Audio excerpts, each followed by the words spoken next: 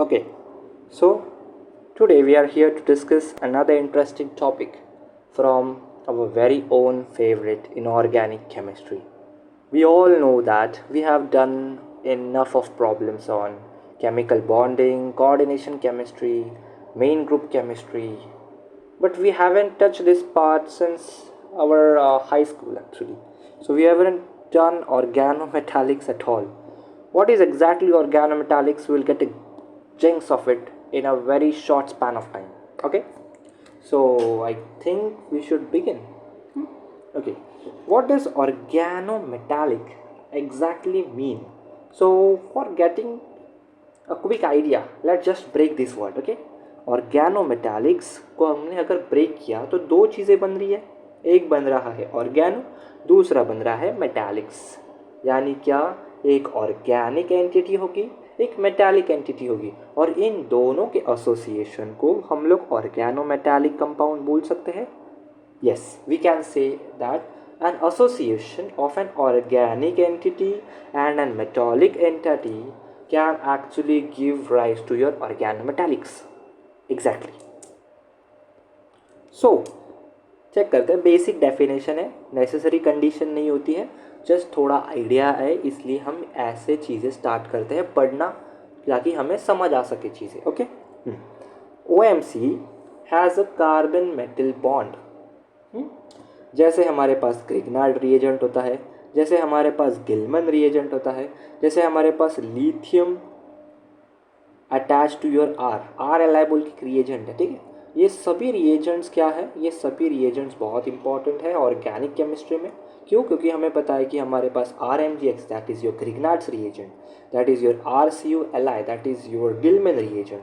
ये सब क्या है, ये न्यूक्लियोफाइल प्रोवाइड करते हैं. और हमारा न्यूक्लियोफाइल क्या होता है इन दोनों केसेस में, R- is our nucleophile. Okay, बस उनका अटैक कैसे होगा, उनकी जो कंडीशंस है वो अलग अलग होती है, अलग कंडीशन में अलग रिएजेंट हम यूटिलाइज करते हैं. ठीक है, ऑर्गेनोमेटालिक रिएजेंट्स में हम लोग ये चीज़ पढ़ते हैं, और हमने हमारे चैनल पे ये चीज़ें पहले ही पढ़ रखी है, आप जाके उसे चेकआउट कर सकते हैं. ओके, और थोड़ा भी फन फैक्ट जैसी चीज़ होती है उसे हम पढ़ लेते हैं जल्दी जल्दी. पहला ऑर्गेनोमेटालिक कंपाउंड में जो कंपाउंड में हमने फाइंड किया था कि जो मेटल एटम है वो एक ट्रांजिशन मेटल था, वैसा कंपाउंड साइंटिस्ट ने डिस्कवर किया, उसे उन्होंने नाम दिया जीसस सॉल्ट. यह है हमारा जो स्ट्रक्चर बोले या इसका basic representation of your Jesus salt. Okay, ये जीसस सॉल्ट का ये है, ये कैन बी रिप्लेसेबल है. हमें सिर्फ ये कोऑर्डिनेशन स्फीयर के अंदर की एंटिटी चेकआउट करनी है. ओके, तो ये कोऑर्डिनेशन स्फीयर के अंदर की जो एंटिटी है इसे बैलेंस आउट करने के लिए potassium, sodium, we can use any metal, you know. या और अभी ऐसा कोई ऑर्गेनोमेटालिक कंपाउंड जो मेटल कंसिस्ट करता है, लेकिन वो मेटल किसे बिलोंग करता है, वो मेन ग्रुप को बिलोंग करता है. मेन ग्रुप को बिलोंग करने वाले मेटल के साथ जो ऑर्गेनोमेटालिक कंपाउंड पहली बार डिस्कवर किया था वो था कैकोडाइल ऑक्साइड. ये कैकोडाइल ऑक्साइड का स्ट्रक्चर है. ठीक, ओके, ठीक है. अब हमें क्या पढ़नी है भाई चीज़ें. सबसे पहली चीज़ पढ़ते हैं हम लोग, हेप्टासिटी क्या होती है भाई. ये हेप्टासिटी क्या टर्म है, ये हेप्टासिटी जैसा कुछ तो सुना सुना सा लग रहा है कि जब भी हम थोड़ा बहुत कोऑर्डिनेशन वगैरह पढ़ते थे उसमें लिगेंड्स का इंटरेक्शन वगैरह था, तब थोड़ा कान पे आया ऐसा शब्द, जैसा थोड़ा फमिलियर सा शब्द है. ओके, तो ठीक है, बेसिक कॉन्सेप्ट है, बहुत ही ईजीली समझ आ जाएगा. हम जल्दी से क्या करते हैं, ओके, जल्दी से किसे क्या करते हैं, इसे समझ लेते हैं. ठीक है, अब देखो, मुझे क्या पता है, ये मेरा एक पेंसिल लिखते थे अभी, ये एक मेरा मेटल एटम है. अब इस मेटल एटम को क्या होता है भैया, और कोऑर्डिनेशन में पढ़ रखा है हमने, लिगेंड्स आके क्या करते हैं भाई, एक कार्बन डेटिव बॉन्ड बनाते हैं. डेटिव बॉन्ड क्या होता है, एक कोऑर्डिनेट बॉन्ड होता है जिसमें दोनों के दोनों इलेक्ट्रॉन पेयर जो होते हैं वो लिगेंड की तरफ से आते हैं, मेटल उसमें कुछ कॉन्ट्रीब्यूट नहीं करता. लेकिन कोवेलेंट बॉन्ड क्या होता है भाई, कोवेलेंट बॉन्ड ऐसा बॉन्ड है जिसमें दोनों जो एटम्स है जो कोवेलेंटली बॉन्डेड है उनमें equal sharing of electron observe होती है. बराबर है, yes, the point is to the straight. Straight point पे हमने पकड़ लिया, ठीक है। ये मतलब क्या हुआ, एक क्या हुआ भाई, ये एक डेटिव बॉन्ड है, यानी दोनों के दोनों जो इलेक्ट्रॉन है वो कहाँ से आ रहे हैं, वो लिगेंड की तरफ से आ रहे हैं ऑब्वियसली। अब क्या है देखो, इसकी अब केसेस होते हैं कि देखो लिगेंड में अभी क्या है, मल्टीपल डोनर एटम्स प्रेजेंट हो सकते हैं, ठीक है। अब मैटर क्या कर रहा है कि कितने डोनर एटम्स जो लिगेंड में प्रेजेंट है वो डायरेक्टली अटैच है हमारे किससे, हमारे मेटल एटम से। अब अगर एक ही हमारा लिगेंड में, ठीक है, लिगेंड में अभी देखो सब लिगेंड, हमारे पास लिगेंड है, ligand is made out of some A B C, ये ऐसा एक लिगेंड है, ठीक है। अब ये लिगेंड में ए बी सी, ठीक है, लिगेंड में ए बी सी, तीनों के तीनों एटम्स के ऊपर क्या है, इलेक्ट्रॉन डेंसिटी अच्छी खासी है, तो तीनों के तीनों क्या कर सकते हैं, तीनों के तीनों एक्चुअली बॉन्ड बना सकते हैं, डोनेट कर सकते हैं अपने इलेक्ट्रॉन पेयर्स को टुवर्ड्स योर मेटल एटम, ठीक है। अब इनमें से कितने अटैच हो रहे हैं वो उसकी हेप्टासिटी हुई। अगर सिर्फ एक atom either A, either be और ईदर सी में से कोई भी एक अटैच हुआ होगा तो उसकी हेप्टासिटी कहलाएंगे 1। अगर ए बी सी में से कोई भी 2 अटैच हो रहे हैं तो उसकी हेप्टासिटी होगी 2। Either A and B can combine, B can C can combine, A and C can combine, B and C can combine. अगर कोई भी 2 कनेक्ट हो रहे हैं या फिर डायरेक्टली अटैच है मेटल से, लिगेंड में से डोनर एटम्स कितने अटैच होते हैं तुम्हारे मेटल को, वो हुई तुम्हारी हेप्टासिटी, ठीक है। यहाँ पे पढ़े देखो, total number of donor atoms of ligand attach to the metal, ठीक है, अटैच टू द मेटल, इसे हम क्या कहते हैं, इसे हम कहते हैं हमारी हेप्टासिटी, ठीक है। अगर 3 हेप्टासिटी अगर 3 होगी तो क्या होगा, ए बी और सी तीनों के तीनों डायरेक्टली अटैच होंगे किससे, हमारे मेटल से। अब देखने को जाए तो 3 डोनर साइट है, लेकिन तीनों के तीनों क्या है, एक ही लिगेंड के पार्ट है, यानी लिगेंड तो एक ही अटैच हो रहा है, लेकिन लिगेंड में कितने मेटल्स है जो डायरेक्टली अटैच है हमारे मेटल से, उसे कहेंगे hapticity. I guess the point is pretty clear. ये इरेज कर देते हैं, नोट्स खराब हो जाएंगे। ओके, समझ आया। तो अभी देखो ये एक लिगेंड का हमने एग्जाम्पल पढ़ रखा है, देखिए ये है एग्जाम्पल, बहुत अच्छा एग्जाम्पल। देखो हमने क्या देखा कि एक मेटल एटम है और उस मेटल एटम से ये जो है ये एक लिगेंड है, इस लिगेंड पे 3 एटम्स है जो डोनेट कर सकते हैं, ठीक है। ये एक है और ये पाई बॉन्ड है, पाई बॉन्ड भी डोनेट हो सकता है। पाई बॉन्ड किन दोनों एटम्स के बीच में प्रेजेंट है, ये वाले और ये वाले, यानी ये डायरेक्टली भी अटैच करने की पॉसिबिलिटी पूरी तरीके से शो करते हैं, ठीक है। तो अब क्या देखा मैंने कि ये मेटल एटम है, लेकिन इस अब भी सिर्फ एक ही एटम से अटैच है इस लिगेंड का, ठीक है, इतना लिगेंड है और ये मेटल है। तो मेटल और लिगेंड के बीच में अभी सिर्फ एक ही एटम का कनेक्शन है, तो इसका मतलब क्या हुआ, लिगेंड में से एक ही एटम डायरेक्टली अटैच हुआ किससे, टुवर्ड्स योर मेटल, तो इसकी हेप्टासिटी क्या होनी चाहिए, 1 होनी चाहिए ऑब्वियसली। यहाँ पे लिखा है as only 1 atom of ligand is directly attach to metal, एक ही होगी उसकी हेप्टासिटी। ओके, रिप्रेजेंट कैसे करते हैं, it is generally represented using a symbol which is eta, and जो एक्स होती है इसकी हेप्टासिटी जो उसके पावर में लिखी जाती है, ठीक है। ओके, हाँ देखो दिस इज़ एन एग्जाम्पल। देखो अगर मेरा ये एटम भी और ये एटम और ये तीनों के तीनों एटम्स डायरेक्टली अटैच है हमारे मेटल से, तो उसकी हेप्टासिटी 3 हो जाएंगी भाई। क्यों, क्योंकि देखो यहाँ पे क्या हुआ है, ये डायरेक्टली अटैच कोवैलेंटली अटैच तो है ही है, पर इसके साथ क्या हो रहा है कि ये जो पाई बॉन्ड है ये भी डोनेट कर रहा है अपने pair of electrons towards your metal atom. लेकिन अब ये पाई एटम जो इलेक्ट्रॉन पेयर है वो इन 2 कार्बन से अटैच है, तो इसका मतलब ये एक डायरेक्ट कनेक्शन फॉर्म नहीं कर रहा मेटल के साथ। यस, तो उसी के वजह से हम क्या कह सकते हैं कि 1 2 3 ये तीनों के तीनों क्या कर रहे हैं, towards your metal atom donate कर रहे हैं, इसलिए इसकी हेप्टासिटी हमने लिख दी कितनी, इसकी हेप्टासिटी होगी 3। ओके, ये थोड़ा एक एग्जाम्पल है, pretty good example by the way. देखो सेम अभी हमने मेटल के लिए हमने क्या बोला, मेटल है हमारा निकेल। अब निकेल में हमने 2 तरीके से लिगेंड्स अटैच किए, एक ही लिगेंड है C3H5, वही है भैया, यही है C3H5।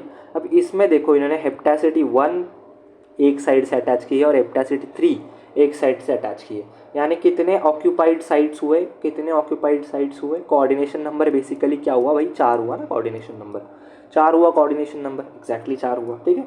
तो ये एक साइड से देखो, ये निकेल सेंट्रल मेटल एटम हुआ और उससे अटैच किया एक लिगेंड विथ हेप्टासिटी 1 और दूसरा लिगेंड अटैच किया सेम C3H5, सिर्फ उसकी हेप्टासिटी 3, यानी वो डायरेक्टली अटैच कितने एटम से, वो 3 एटम से डायरेक्टली अटैच है, ठीक है।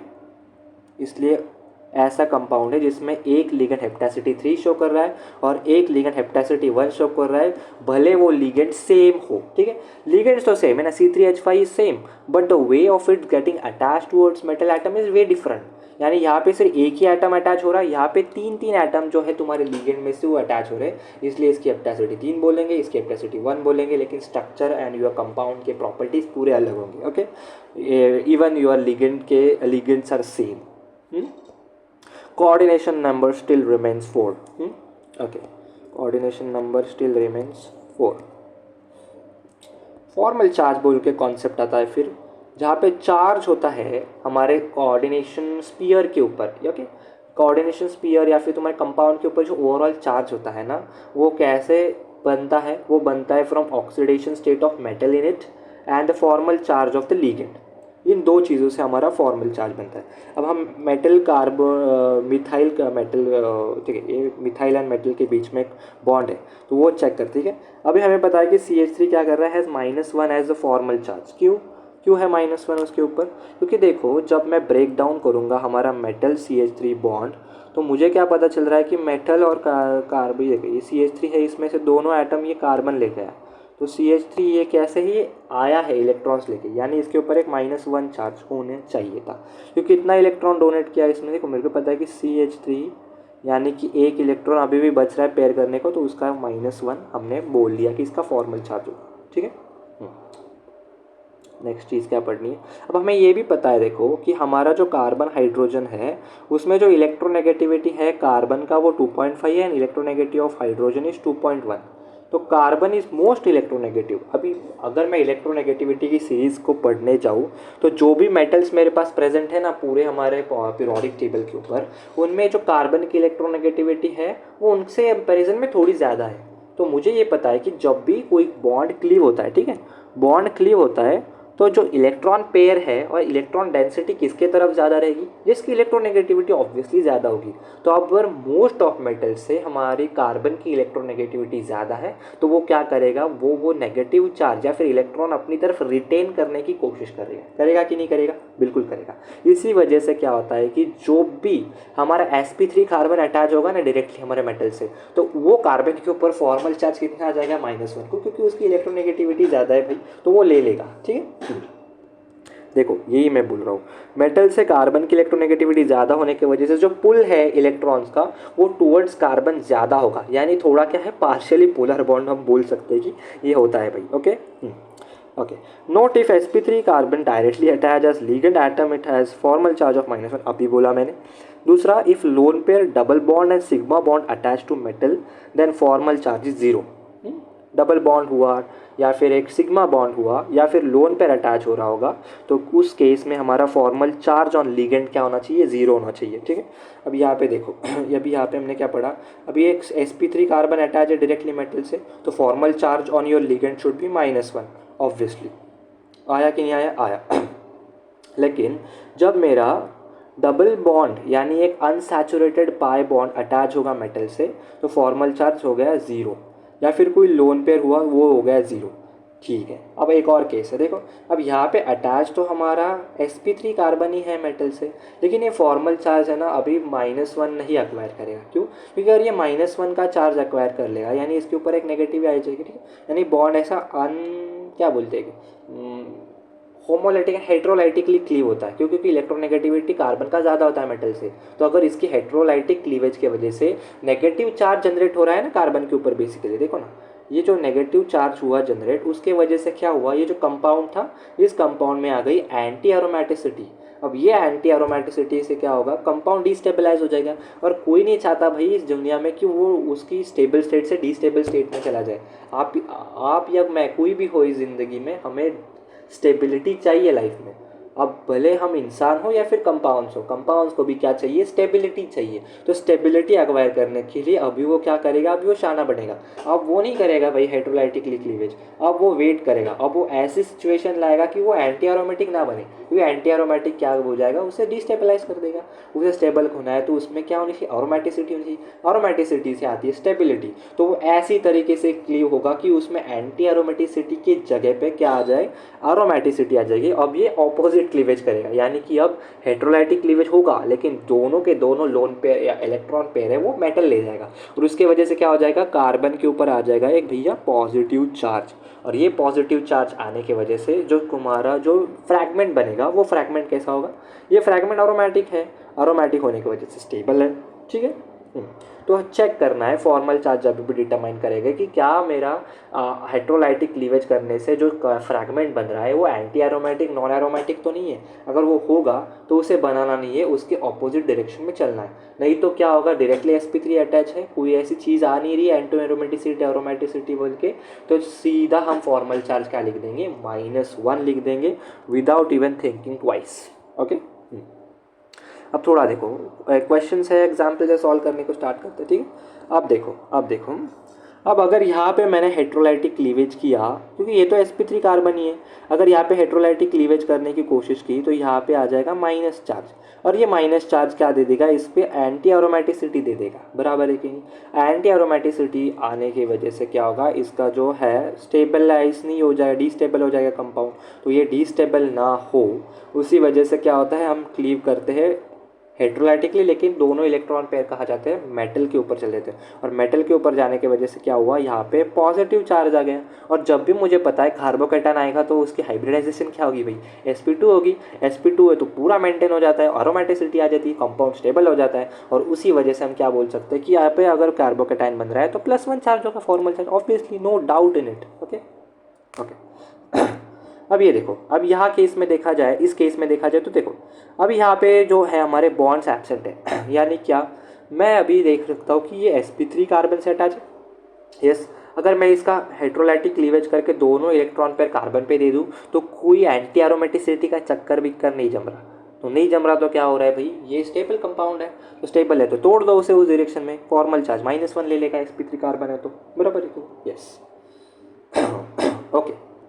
अब ये देखो, ठीक है, ये कम केस में हमने क्या पढ़ा, देखो जब भी तुम्हारा पाई बॉन्ड अगर डोनेट कर रहा होगा तब 0 है, लोन पेयर दे रहा होगा तब 0 है, जब सिग्मा बॉन्ड दे रहा होगा इलेक्ट्रॉन पेयर तब 0 होता है हमारा फॉर्मल चार्ज। लेकिन अभी ये तो कहाँ अटैच है, ये तो डायरेक्टली कार्बन से अटैच है, और ना ये कार्बन sp3 हाइब्रिडाइज भी है, नो वरीज।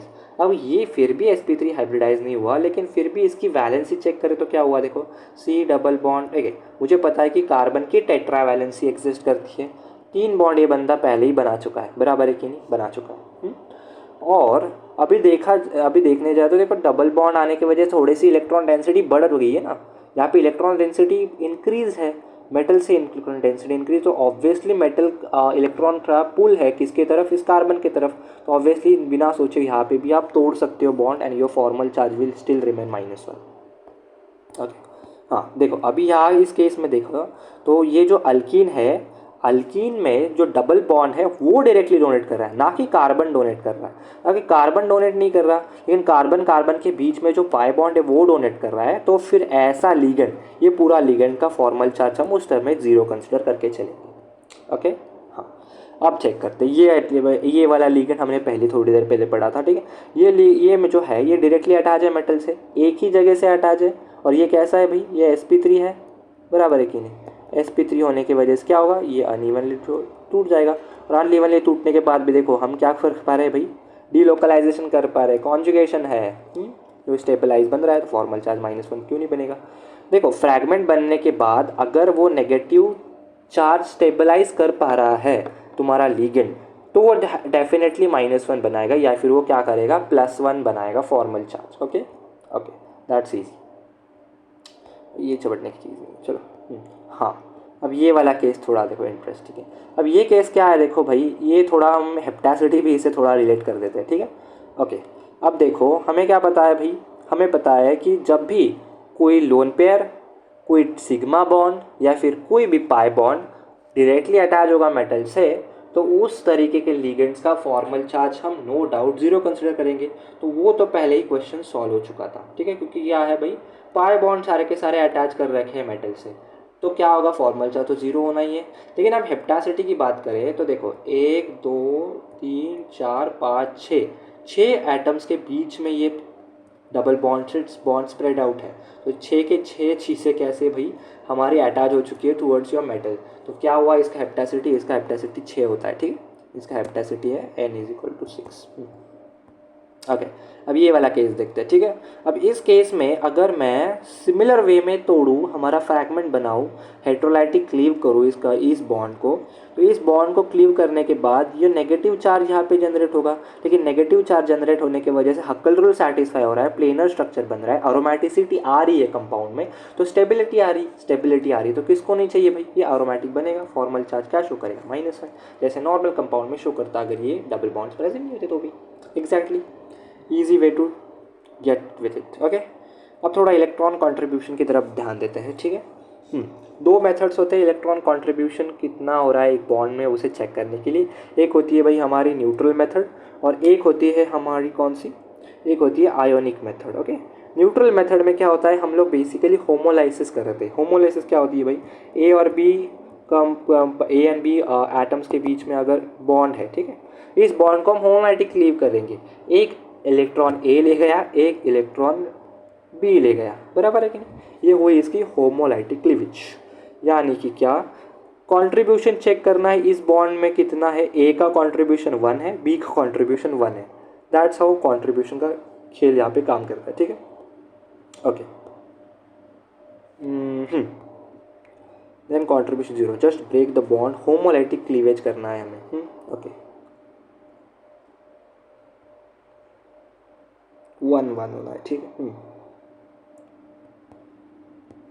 हाँ ठीक है, अभी ऐसे कोई केस आ जाए, हमने अभी देखा था कि हमने क्या पढ़ा भाई, यहाँ पे हमने हेट्रोलाइटिक क्लीवेज किया था to study formal charges, but formal charge के बाद हम क्या पढ़ रहे हैं, इलेक्ट्रॉन अभी ऐसी चीज़ें करेंगे, अगर यहाँ हेट्रोलाइटिक क्लीव कर लेंगे तो डेफिनेटली एरोमेटिसिटी एंटो एरोमेटिसिटी इन्वॉल्व होने वाली है। लेकिन मुझे उससे कोई फ़ायदा नहीं है, मुझे बस क्या चेक करना है, कंट्रीब्यूट कितना कर रहा है मेरा ligand towards your central metal atom. तो वो चेक करने के लिए हम होमोलाइसिस क्लीवेज ही करेंगे, एक इलेक्ट्रॉन ये कंट्रीब्यूट कर रहा है, एक इलेक्ट्रॉन ये कंट्रीब्यूट कर रहा है, तो बस you need to do make sure that ये पूरा जो लिगेंड है, इतना ही लिगेंड है ना भाई, ये तो मेटल एटम से अटैच है, इस पर अंदर लिगेंड है पक्का, ठीक है।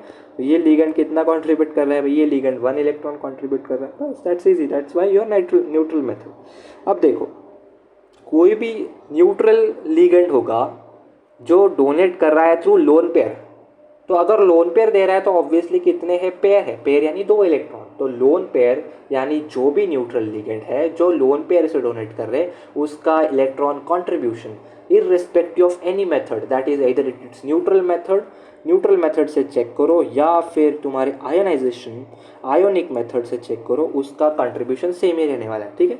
ये भाई चीज़ हमें याद रखनी है बहुत अच्छे से, ठीक है। Neutral ligands donate lone pairs, वही पाई बॉन्ड में भी अगर पाई बॉन्ड से डोनेशन हो रहा है लिगेंड में तब भी उसका कंट्रीब्यूशन तो होना चाहिए, क्यों, क्योंकि ऑब्वियसली एक जो बॉन्ड है पाई का वो 2 इलेक्ट्रॉन से मिलके बना है, तो 2 इलेक्ट्रॉन्स एक साथ ही डोनेट हो रहे होंगे, तो डोनेशन या फिर कंट्रीब्यूशन कितना होगा, 2 ही होगा, obviously, no doubt in it. Okay, चलो नेक्स्ट इज आयोनिक मेथड में क्या करते हैं हम लोग, हाइड्रोलाइटिक लीव करते हैं, nothing different, okay, as we did in the last that's one. Formal charge case में किया वैसे ही हाइड्रोलाइटिकली क्लीव कर दो। अब यहाँ पे देखने जाए तो देखो, हाइड्रोलाइटिक क्लीव किया, कार्बन के ऊपर ज़्यादा इलेक्ट्रोनेगेटिविटी होने की वजह से 2 ने इलेक्ट्रॉन ले गया। अब इसका ये मतलब हुआ कि हमारा मेटल एटम है वो पॉजिटिव, यानी उसके पास डेफिशिएंसी है इलेक्ट्रॉन्स की, और 2 इलेक्ट्रॉन आके कौन दे रहा है, तुम्हारा कार्बन दे रहा है, तो यानी क्या हो रहा है, कंट्रीब्यूट कितना कर रहा है हमारा लिगेंड कर रहा है कंट्रीब्यूट 2, ठीक है। ओके, दोनों मेथड समझ आई होगी। ओके, आई गेस मैंने अच्छे से एक्सप्लेन करने की कोशिश की है, एग्जाम्पल्स के थ्रू हम और डिटेल में और अच्छे से समझ लेंगे, ठीक है। ओके, अब इस केस में देखा जाए तो क्या क्या पूछा उन्होंने, determine hapticity, formal charge and electron contribution, 3-4 example solve करेंगे and then we will move on.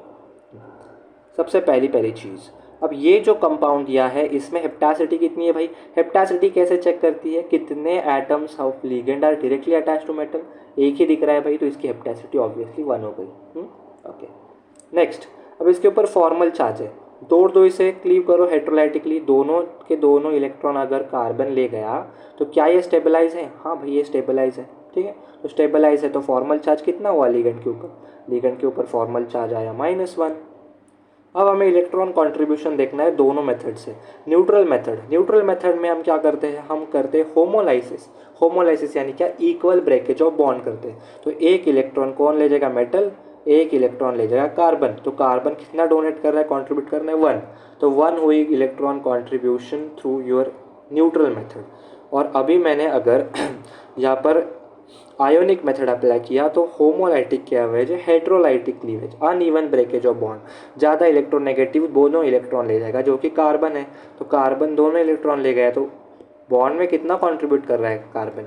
2 electrons contribute कर रहा है। तो आयोनिक मेथड से इसमें जो हमारी electron contribution I toward from the ligand was +2 या फिर 2 इलेक्ट्रॉन्स का। ओके, या ये एक एग्जाम्पल पढ़ते हैं। और अब ठीक हो, अब इसमें देखो, अब ये जो मेटल एटम है इसमें ये वाला एटम, ये वाला एटम और ये वाला एटम तीनों अटैच है, तो इसकी हेप्टासिटी नो डाउट हमारी 3 हुई। हमने थोड़ी देर पहले ही पढ़ रखी ये सब चीज़ें। अब फॉर्मल चार्ज के बारे में बात करिए जाए तो फॉर्मल चार्ज के ऊपर चेक करना है। तो देखो यहाँ पे ये -1 का चार्ज तो होल्ड करके बैठा है, हमने ऊपर वाले एग्जाम्पल में पढ़ लिया, ठीक है। लेकिन अब मुझे क्या पता है कि जब भी मेरा फॉर्मल चार्ज, ठीक है, अब डोनेशन कहाँ से हो रहा है भैया? ये डोनेशन हो रहा है through your double bond sigma bond, या फिर तुम्हारा एक लोन पेयर अगर डोनेट करेगा तो फॉर्मल चार्ज कितना जनरेट करेगा? 0 जनरेट करेगा। तो 0 -1 कितना ओवरऑल फॉर्मल चार्ज होगा? -1 का फॉर्मल चार्ज होगा। या अभी रिटर्न देखो, 0 आया किससे? 0 आया हमारा डबल बॉन्ड से, -1 आया थ्रू योर sp3 कार्बन से, ठीक है, sp3 कार्बन से आया, तो इसका फॉर्मल चार्ज -1 हुआ। अब इसके ऊपर हम क्या चेक करेंगे? इसके ऊपर हम न्यूट्रल मेथड लगाएंगे और आयोनिक मेथड लगा के इसका इलेक्ट्रॉन कंट्रीब्यूशन चेक कर लेते हैं, ठीक है। ओके, अब मुझे क्या पता है? न्यूट्रल मेथड से होमोलाइसिस करूँगा मैं। होमोलाइसिस करूँगा तो क्या हुआ? यहाँ पे +1 आया, और ये कितना दे रहा है? देखो ये डबल बॉन्ड है ना, ये डबल बॉन्ड कितना देता है भाई? डबल बॉन्ड देता है +2। तो +2 और +1 कितना हुआ भाई? +3 हुआ, 3 बाय न्यूट्रल मेथड, यस। और मुझे क्या पता चला? अब मुझे क्या पता चला कि देखो अभी मैंने अगर आयोनिक मेथड अप्लाई किया यानी हाइड्रोलाइटिक क्लीवेज किया तो दोनों इलेक्ट्रॉन कौन ले गया? कार्बन ले गया। तो यहाँ पे क्या हुआ? यहाँ पे +2 आया, और यहाँ से देखो ये +2 ही देगा क्योंकि ये डबल बॉन्ड है। तो ये दोनों का सम करूँगा तो कितना आया? आयोनिक मेथड से +4 electronic contribution from ligand. Okay, very good. Next थोड़ा ट्रिकी क्वेश्चन पढ़ते हैं। या विल गो फॉर दिस। अब देखो ये जो हमारा कंपाउंड है इसमें मेटल और कार्बन, sp3 कार्बन के बीच में बॉन्ड है। कितने एटम से अटैच है मेटल डायरेक्टली? एक ही से, तो इसकी हेप्टासिटी 1 लिख दी, नो डाउट। अब हमें क्या पता चला कि अगर इसका हेट्रोलाइटिक क्लीवेज करा दूँ तो जो दोनों इलेक्ट्रॉन अगर कार्बन ले गया तो वो स्टेबल है फिर भी, तो स्टेबल है तो इसका फॉर्मल चार्ज -1 होना चाहिए। हाँ होना चाहिए, आ गया। उसके बाद इलेक्ट्रॉन काउंट अगर मुझे निकालना है, कंट्रीब्यूशन मुझे देखना है, तो पहले देखेंगे न्यूट्रल मेथड से। कर दो इसे होमोलाइटिकली, यहाँ पे एक इलेक्ट्रॉन, यहाँ पे इलेक्ट्रॉन आएगा, यानी हमारा electron contribution through neutral method 1 हुआ। लेकिन वही अगर मैं 2 इलेक्ट्रॉन दोनों दे दिए कार्बन को तो वो 2 कंट्रीब्यूट करेगा, तो 2 हुआ by your ionic method. Okay, ये पढ़ने डाल दूंगा मैं सब, डिस्क्रिप्शन बॉक्स में मैं ये फाइल अपलोड कर देता हूँ। Okay, not an issue. ये पढ़ना है क्या? I will take one example. Okay, I guess it that's enough. आप देख लेना बाकी सब चीज़ें, क्यों टाइम थोड़ा मेरे पास कम है। Okay, next we are studying about 18 electron rule. अब ये 18 इलेक्ट्रॉन रूल क्या होता है भाई? देखो मुझे क्या पता है कि 18 इलेक्ट्रॉन रूल, देखो मान लो तुम्हारे पास कौन सा है? p ऑर्बिटल है, मेन ग्रुप है, जिसमें क्या होता है भैया? We are making sure that H2p6 configuration stable configuration है, बराबर है, यानी H2p6 ये ऑक्टेट कंप्लीट करने के लिए है। जैसे कि मुझे पता है कि मेरा जो सेकंड पीरियड है, सेकंड पीरियड में we check on for 1s2 2s2 2 piece, wait a minute, अच्छे से लिखता भाई, 1s2 2s2 2 पीस 6 चेक करते हैं कि नहीं, ऑक्टेट है कि नहीं चेक करते हैं। वैसे ही जब मेरे पास ट्रांजिशन मेटल्स का इन्वॉल्वमेंट होता है तो उनमें आ जाता है उसके साथ क्या, डी ऑर्बिटल आ जाता है। डी ऑर्बिटल कितना कंट्रीब्यूट कर रहा है भाई, वो और 10 इलेक्ट्रॉन्स कंट्रीब्यूट कर रहा है, यानी 8 + 10 कितना हुआ अभी 18। यानी जो भी कंपाउंड या फिर जो भी कॉम्प्लेक्स है, कोऑर्डिनेशन कॉम्प्लेक्स है, जिनका इलेक्ट्रॉन काउंट 18 आ रहा होगा, वो क्या होगा, वो स्टेबल होगा। और 18 नहीं आ रहा है तो वो non stable, not stable. Compound में थोड़ी दिक्कत है, एग्जिस्ट करता है कि नहीं, सोचने की बात है कि नहीं है। तो ऐसे कंपाउंड जिनका टोटल इलेक्ट्रॉन काउंट 18 आ रहा होगा वो स्टेबल होंगे और वो हमें नेचर में मिलेंगे, और जिनका नहीं आ रहा है वो डी स्टेबल होंगे या स्टेबल नहीं होंगे बेसिकली। ठीक, ओके। तो हर एक एटम, अब मुझे पता है, देखो मुझे क्या पता है भाई, मैंने पढ़ रखी है, देखो ये 3D सीरीज़ है, ठीक है। 3D सीरीज़ में देखो क्या होता है, scandium, titanium, vanadium, chromium, magnesium, iron, cobalt, nickel, copper, zinc, ऐसे हुए हमारी 3D1 to 3D10, 3D1 to 3D10 बराबर है, 3D1 to 3D10 गए। अब देखो मुझे ये पता है कि ये 3D1 कॉन्फ़िगरेशन क्या है, 3D1 4s2 कॉन्फ़िगरेशन है, बराबर है। तो इसका ओवरऑल कंट्रीब्यूशन कैसे पकड़ेंगे हम लोग, इसका कंट्रीब्यूशन है +3, तो ये +3 देगा, ये +4 देगा, ये +5 देगा, ये +6 देगा, ये +7 +8 +9 +10 +11 और ये +12 देगा, ठीक है। वैसे ही हम अगर 4D और 5D सीरीज उसके नीचे लिख दिए तो इन सब का जो इलेक्ट्रॉनिक कॉन्फ़िगरेशन हो, इलेक्ट्रॉन कंट्रीब्यूशन होगा इन योर कॉम्प्लेक्स, वो क्या होगा, वो इसी तरह के, मतलब जब भी प्रॉब्लम सॉल्व करने बैठेंगे तो इन चीज़ें हम याद रखेंगे। कैसे हमें देख करना है कौन सा मेटल एटम कितना इलेक्ट्रॉन कंट्रीब्यूट करेगा, तो कुछ नहीं, उसके जो एन डी ऑर्बिटल में, ठीक है, n d orbital and n+1 s orbital में जो टोटल नंबर ऑफ इलेक्ट्रॉन होंगे उनका सम कर लो, यानी एन डी 1 to 10 होगा, ऐसा नहीं लिखते, रुको, x प्लस n+1 s2, ठीक है। अब मुझे क्या करना है, इलेक्ट्रॉन कंट्रीब्यूशन देखना है किसी भी मेटल एटम का, तो मैं x+2 कर दूंगा सिंपली, ठीक है। और ये तुम्हारा क्या हो जाएगा, this is your electron contribution from metal atom, okay, in your complex. ये चीज़ हमें याद रखनी है। अब चलो थोड़े एग्जाम्पल्स में तुम्हें सिखा देता हूँ। सपोज करो तुम्हें दे रखा है क्या, तुम्हें दे रखा है मैंने मैंगनीज़। अब मुझे क्या पता है मैंगनीज़ का इलेक्ट्रॉनिक कॉन्फ़िगरेशन क्या है भाई, मैंगनीज़ का इलेक्ट्रॉनिक कॉन्फ़िगरेशन है 3D5 4s2, है कि नहीं है। तो इसका मेटल जो कॉम्प्लेक्स है उसमें इलेक्ट्रॉन का कंट्रीब्यूशन कितना देखेंगे, 18 इलेक्ट्रॉन रूल सेटिस्फाई कर रहा है कि नहीं वो चेक करने के लिए। तो बस हमें क्या पता है भाई, ये 5 और 2 का सम कर लो, 5 + 2 कितना दे रहा है भाई, ये 5 + 2 दे रहा है हमें 6 7 दे रहा है, तो इसका कंट्रीब्यूशन हम पकड़ेंगे 7 while doing the counting for 18 electron rule, ठीक है। अब थोड़ा और चेक कर लेते हैं, चेक करते चलो कॉपर के बारे में, ठीक है। कॉपर के का इलेक्ट्रॉनिक कॉन्फ़िगरेशन क्या है भाई, 3D9 है, 4s2 है, या फिर 3D10 है, बेसिकली 3D10 4s1 है, बराबर है कि नहीं। तो बस हमें 4s और 3D के ऊपर जो इलेक्ट्रॉन्स है उन्हें सम कर लो, दैट इज़ 9 + 2 कितना देगा भाई, ये देगा 11। तो 11 इलेक्ट्रॉन्स कंट्रीब्यूट करेगा हमारा कॉपर टुवर्ड्स योर कॉम्प्लेक्स, तो वाइल डूइंग योर 18 इलेक्ट्रॉन का कैलकुलेशंस। अच्छे से इरेज कर लेते हैं भैया, okay.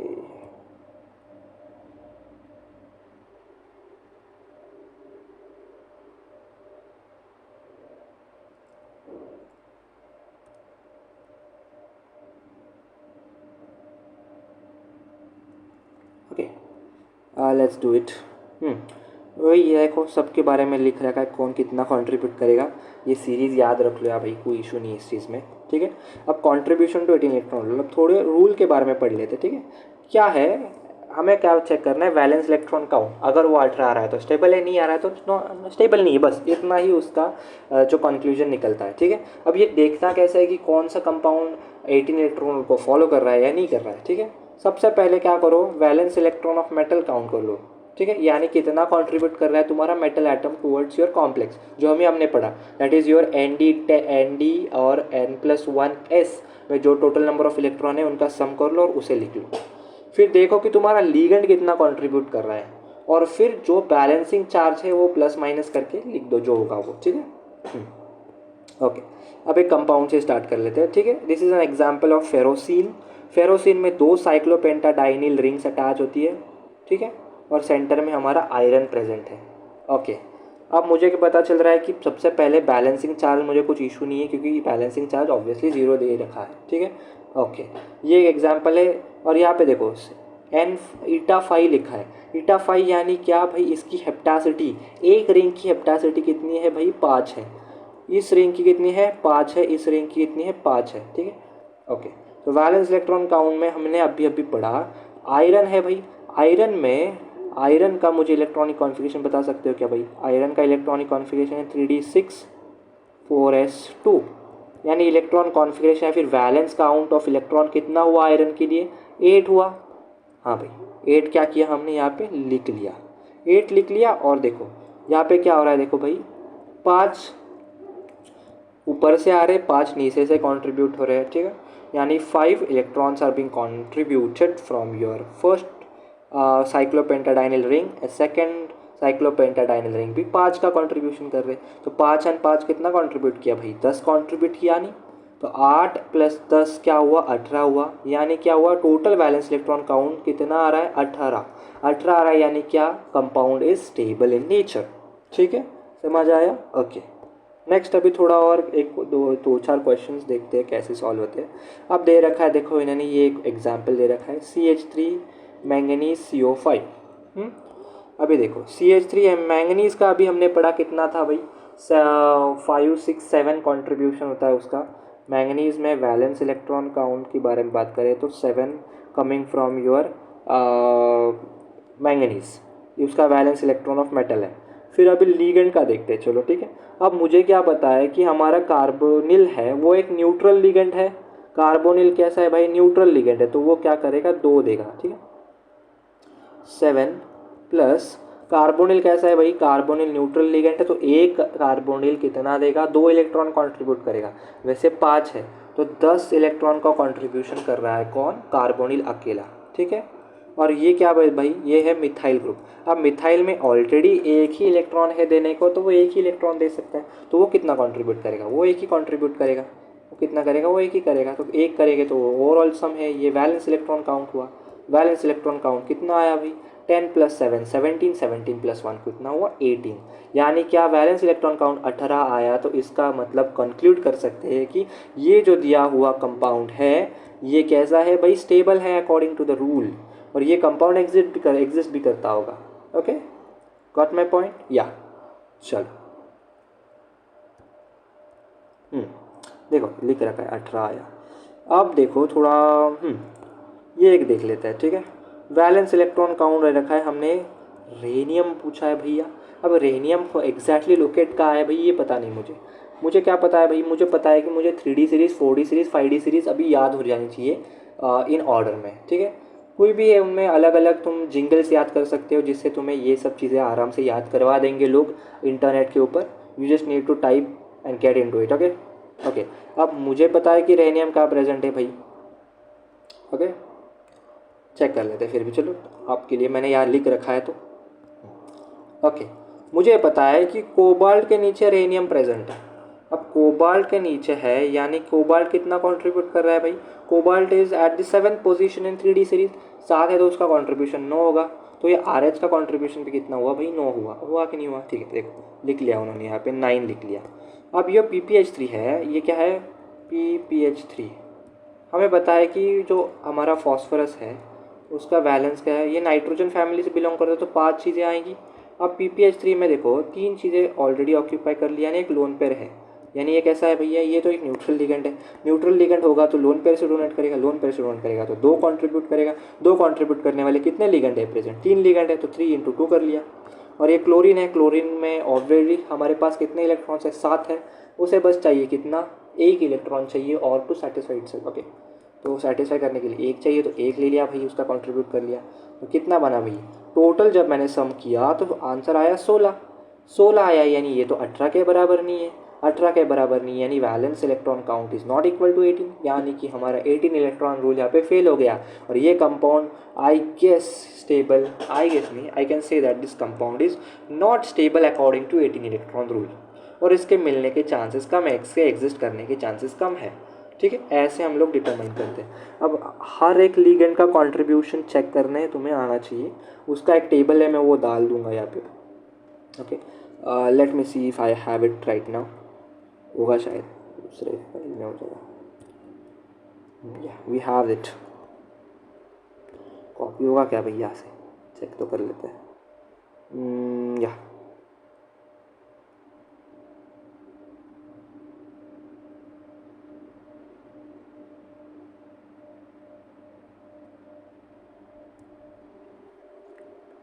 Copy,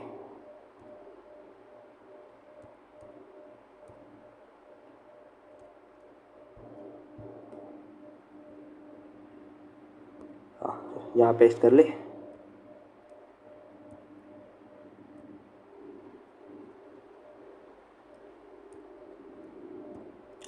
how do we paste it here,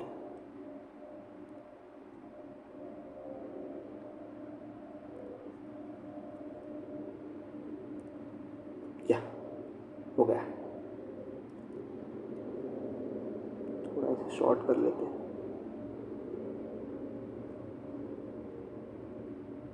okay, हाँ, तो ये हमने यहाँ पे सेट कर लिया इसे। देखो कितना है भैया, देखो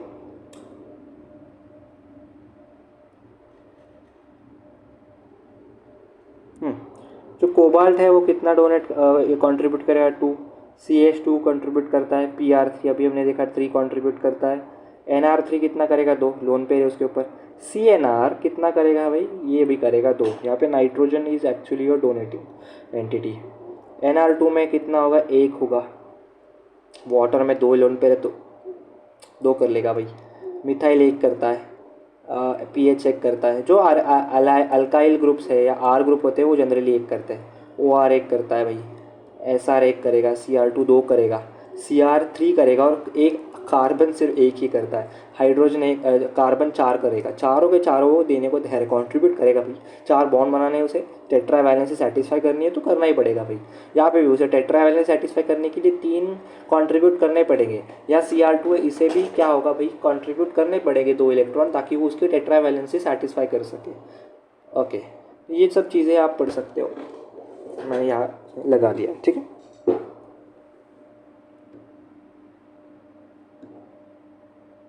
ओके, हाँ।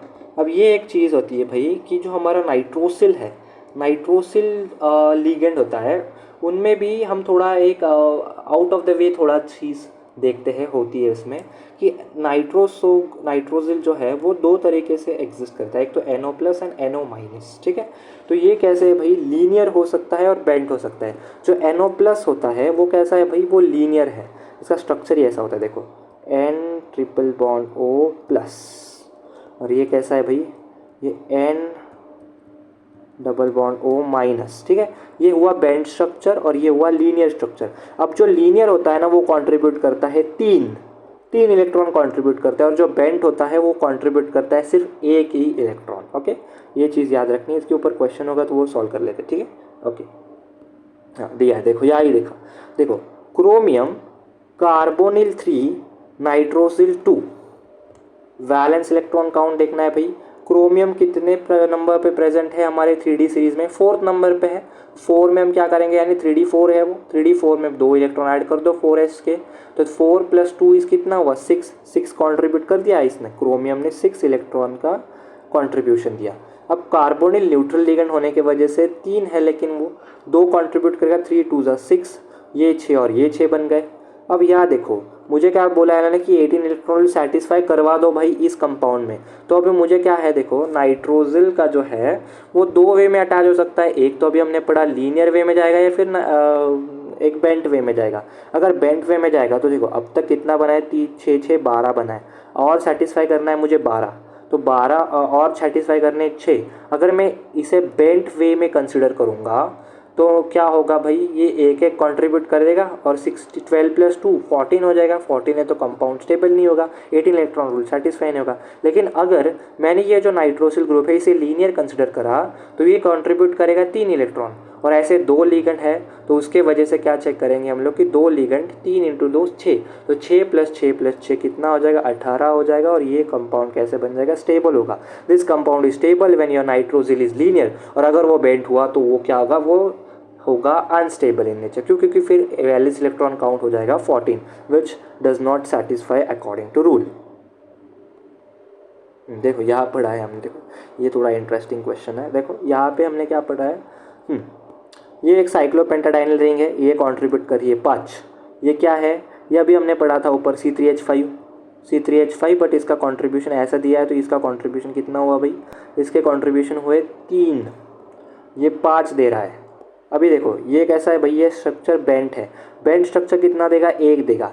ये स्ट्रक्चर कैसा है भैया, ये लीनियर है, ये 3 देगा, 3 5 3 1 5 6 या 3 3 1 6 7 7 एंड 5 7 एंड 5 कितना होता है भाई, 12 होगा। और मॉलिब्डेनियम का कुछ कंट्रीब्यूट होगा खुद का, यस। तो 18 इलेक्ट्रॉन 6 होता है, तो 18 इलेक्ट्रॉन रूल यहाँ पे सेटिस्फाई हो जाता है भाई। ओके आगे चलते हैं। आई डोंट थिंक इसमें हमें थोड़ा टाइम स्पेंड करना चाहिए, ये थोड़ा बहुत ही आउट ऑफ द वे हो जाएगा कॉन्सेप्ट ब्रिजिंग लिगेंड्स के बारे में। I guess we should actually continue with the next topic on that is what. अभी हम 18 इलेक्ट्रॉन रूल वैसे भी पढ़ रहे हैं, ठीक है। तो एक और चीज़ पढ़ लेते हैं कि अभी लिगेंड्स है, लिगेंड अभी एक्चुअली क्या करना स्टार्ट किया उन्होंने, ब्रीच करना स्टार्ट कर दिया। यानी कि क्या, एक ही लिगेंड है लेकिन वो क्या कर रहा है, वो 2 अलग मेटल से अटैच हो रहा है, तो वो क्या हुआ बेसिकली, ब्रिज बन गया है 2 मेटल्स के बीच में। तो ऐसे ब्रिजिंग लिगेंड्स के ऊपर क्या होते हैं, क्वेश्चंस आते हैं एग्जाम में। लेकिन हम क्या करेंगे, सिर्फ बेसिक ओवरव्यू ले लेते हैं, बेसिक जो क्वेश्चन है वो सॉल्व करने लायक हमें खुद को प्रिपेयर कर लेते हैं, ठीक है। ओके तो अभी ये देखो, ये एक ऑर्गेनोमेटालिक कंपाउंड तो नहीं बोल सकते हम इसे, लेकिन ये हमें थोड़ा समझने के लिए एक तरीका मिल गया, ठीक है। अब मुझे क्या पता है, ठीक है, ब्रिजिंग लिगेंड्स के बारे में पढ़ लिया। अब मुझे पता चला कि अगर ऐसा कोई कंपाउंड है जिसमें जो मेटल एटम है वो एक से ज़्यादा है, तो उन एक से ज़्यादा मेटल एटम्स में आपस में भी कोई ना कोई बॉन्डिंग होगी क्या नहीं होगी, हाँ ज़रूर होगी। तो उन मेटल एटम्स के जितने बॉन्ड्स बनेंगे उन्हें भी डिटरमाइन करना इंपॉर्टेंट है, क्योंकि वही भी कंट्रीब्यूट करेंगे टुवर्ड्स योर 18 इलेक्ट्रॉन रूल। और वो अगर कंट्रीब्यूट कर रहे होंगे तो डेफिनेटली वो स्टेबिलिटी में बहुत इंपॉर्टेंट फैक्टर प्ले कर रहे हैं, तो उनका नंबर हमें पता होना चाहिए। तो अभी वो कैसे, जब तक हम उसका कोई फिजिकल एनालिसिस नहीं करेंगे तब तक तो कंपाउंड के बारे में हमें कुछ भी पता नहीं चलेगा। लेकिन कुछ ऐसा मैथमेटिकल टूल है क्या जिससे हम लोग एक्चुअली देख कंपाउंड को एनालाइज कर सके ऑन पेपर इटसेल्फ। हाँ भाई कि इसमें इतना अगर स्टेबिलिटी कंसर्न है मेरा, तो स्टेबिलिटी को मैं अगर टारगेट कर रहा हूँ और उसके अकॉर्डिंगली मैं अगर कैलकुलेशंस बिठाऊँ और ये चेक करूँ कि क्या भाई ये इलेक्ट्रॉन, क्या भाई मेरा ये कंपाउंड स्टेबल है, तो कुछ मेरे पास पॉसिबल आउटकम्स आएंगे। अब मैं क्या करूँगा, फिर उसका फिजिकल एनालिसिस करूँगा। फिजिकल एनालिसिस यानी कि कुछ मेथड्स हो गए, जैसे स्पेक्ट्रोस्कोपी हुआ, या फिर उसका मास से आई गेट स्ट्रक्चर्स के ऊपर नहीं जा सकते हम लोग, लेकिन ऐसे कोई स्पेक्ट्रोस्कोपी हम चेक करेंगे जिससे क्या होगा, मुझे स्ट्रक्चर के बारे में थोड़ा क्लियर आइडिया आउटपुट आ जाए, ठीक है। ओके तो ऐसे हम क्या करेंगे, चेक करेंगे कि भाई हमने जो कैलकुलेशन की है ऑन पेपर वो करेक्ट है या उसमें कुछ एक्स्ट्रा वे परम्यूटेशन कॉम्बिनेशन बन के कुछ और तरीके से कुछ बन गया होगा। तो वो सब चेक करने के लिए हमें क्या पता चाहिए कि हमारा जो मेटल है उन दोनों में कितने बॉन्ड्स प्रेजेंट है। ओके वो चेक करने के लिए एक बेसिक फॉर्मूला होता है, ठीक है। अब मुझे सपोज एग्जाम्पल से ही पढ़ना है चीज़, चलो तो हम एग्जाम्पल से ही स्टार्ट करते हैं, ठीक है। ओके अब देखो ये कंपाउंड है, ये कंपाउंड क्या है भैया, मैंगनीज 2 कोबाल्ट नहीं, सॉरी ये कार्बोनिल के 10 लिगेंड्स प्रेजेंट है, यानी 10 है, ठीक है। तो अभी मुझे क्या पता है भाई, इसका भी हम क्या करेंगे सिमिलरली। फर्स्ट स्टेप क्या होता है भैया, 18 इलेक्ट्रॉन रूल लगाओ, लेकिन अब क्या करना है, 18 इलेक्ट्रॉन थोड़े अलग वे से लगाना है। अभी हम 18 इलेक्ट्रॉन रूल नहीं देख रहे, अब हम कह रहे हैं टोटल इलेक्ट्रॉन काउंट कर रहे हैं। टोटल इलेक्ट्रॉन काउंट कैसे करने हैं, अब मुझे पता है मैंगनीज क्या है भैया, मैंगनीज कॉन्ट्रीब्यूट करता है 7, तो एक मैंगनीज 7 कॉन्ट्रीब्यूट कर रहा है, तो 2 मैंगनीज कितने कॉन्ट्रीब्यूट करेंगे, 2 मैंगनीज ऑब्वियसली करेंगे 14 कॉन्ट्रीब्यूट करेंगे कि नहीं करेंगे। अब मुझे पता है कोबाल्ट कितना कॉन्ट्रीब्यूट करता है, कोबाल्ट सॉरी कार्बोनिल कितना करता है, 2 करता है, 2 कार्बोनिल है, 2 करता है, 10 कार्बोनिल है, 10 इंटू 2 20, तो ये 20 कंट्रीब्यूट करेगा। तो 20 प्लस 14 प्लस 20 कितना हुआ फिर, 14 प्लस 20 हुआ हमारा 34 हुआ, बराबर है कि नहीं। पर अभी मुझे क्या पता है भाई, 18 का टेबल पता था, 18 36 54 इस ऑर्डर में हम लोग चल रहे हैं, बराबर है कि नहीं। 18 36 54 72 90 ये ऑर्डर में हमारा 18 का टेबल चलता है, हमें पता है। अब मुझे पता है 18 नहीं तो 18 का मल्टीपल फैक्टर जो होगा वो स्टेबलाइज करने के लिए इफेक्टिव हो जाएगा। तो 34 के सबसे पास वाला नंबर कौन सा है जो स्टेबिलिटी अटेन करेगा, 36 इलेक्ट्रॉन्स है। अगर 36 इलेक्ट्रॉन है तो स्टेबल है, नहीं है तो नहीं है कि नहीं है, ठीक है। अब हम क्या करेंगे, टोटल इलेक्ट्रॉन काउंट ले लेते हैं, या फिर इसे हम वैलेंस इलेक्ट्रॉन काउंट बोलेंगे। ये कितना आया भाई हमारा, 34 आया, इस केस में आया 34 आया, ठीक है। अब ये जो 34 है ये 18 के कौन से मल्टीपल से कम कर रहे, 18 टू ज़ा कितना हुआ भाई, 18 इंटू 2 इज़ 36, 36 में से ये 34 घटा दो, 34 गया तो 2 गया, 2 से 2 को डिवाइड किया तो कितना आया 1। तो जो 1 होगा ये क्या होगा भैया, ये हो गए हमारे मेटल और मेटल के बीच में कितने बॉन्ड्स है, ठीक है। ये देखो 18 into n minus V C by 2। अभी ये एन क्या है भैया, ये एन चेक कर लेकिन पास वाला छोड़ो, कितने तुम्हारे पास मेटल प्रेजेंट है कॉम्प्लेक्स में।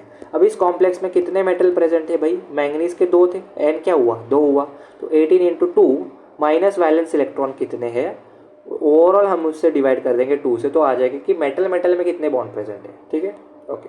अब मुझे चेक करना है कि हर एक मेटल के ऊपर कितने बॉन्ड है, ठीक है। अब मेटल मेटल के बीच में के बॉन्ड तो पता चल गया, लेकिन हर एक मेटल के ऊपर कितने बॉन्ड है, तो टोटल मेटल मेटल बॉन्ड और हर एक मेटल के ऊपर कितने मेटल मेटल बॉन्ड है वो चेक करना है मुझे, ठीक है। तो 18 minus V by n, 18 into V valence electron by n, यानी 34 आया, 34 डिवाइड बाई 2 करूँगा, 34 बाई 2 17, 18 माइनस 1 18 माइनस 17 1, तो एक मेटल एटम के ऊपर, यानी 2 मेटल एटम है तो हर एक मेटल एटम के ऊपर सिर्फ एक ही मेटल मेटल बॉन्ड होगा। ये हम किससे चेक करेंगे, ये फॉर्मूला से, ठीक है। समझ आया, देखो इजी है। अब एक ऐसा कंपाउंड लिया हमने, एग्जाम्पल नहीं बताऊंगा मैं, थोड़ा ग्रॉस वे में बताने की कोशिश कर रहा हूँ, ठीक है।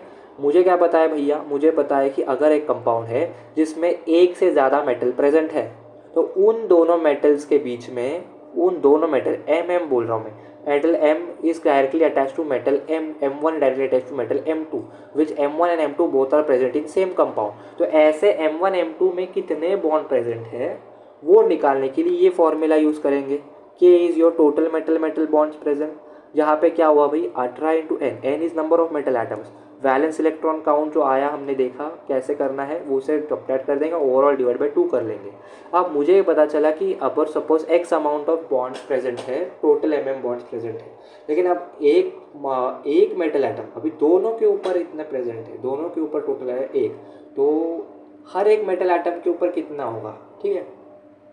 अगर सपोज मैं ओके सपोज यहाँ पे देखो ए बी सी तीनों के ऊपर कितने हैं भाई, तीनों ए बी सी, तो टोटल मेटल मेटल बॉन्ड कितने, बी और सी, ए और बी को कनेक्ट करने वाला एक और बी एंड सी को कनेक्ट करने वाला एक, ऐसा है, ठीक है।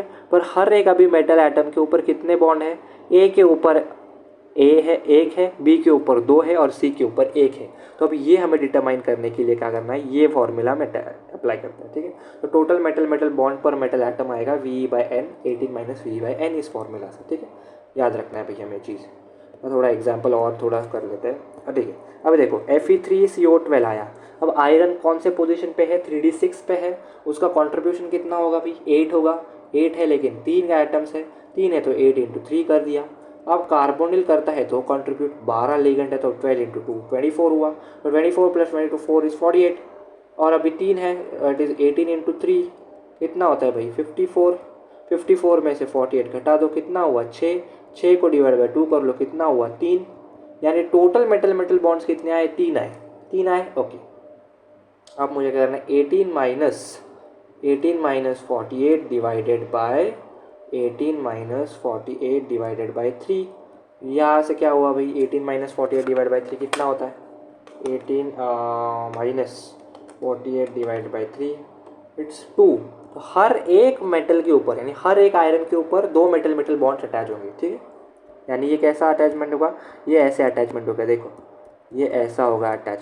यानी हर एक का मेटल के ऊपर कितने बॉन्ड है, 2 बॉन्ड है। इसके ऊपर 2 है, इसके ऊपर भी 2 है, इसके ऊपर 2 है, इसके ऊपर भी 2 है, इसके ऊपर भी 2 है, इसके ऊपर भी 2 है। तो हर एक मेटल के ऊपर कितने आए, 2 2 बॉन्ड हुए, मेटल मेटल बॉन्ड, ठीक है। और टोटल आए कितने, 3, 1 2 और ये 3। और एक मेटल आइटम के ऊपर ये 2 है, इस वाले के ऊपर ये 2 हुए, इस वाले के ऊपर ये 2 हुए। तो total and on each individual metal कितने आए वो हमने चेक किया इस फॉर्मूला से। ये कुछ क्वेश्चन है, you can go through them.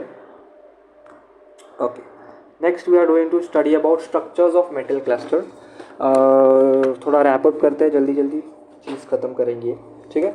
Structures of metal cluster, देखो ये वही कुछ चीज़ें यहाँ से पढ़ते रुको, वेट नॉमेनक्लेचर से पढ़ेंगे। ओके, n-1, n+1, ये सब क्या चीज़ें हम डिस्कस करेंगे, ठीक है।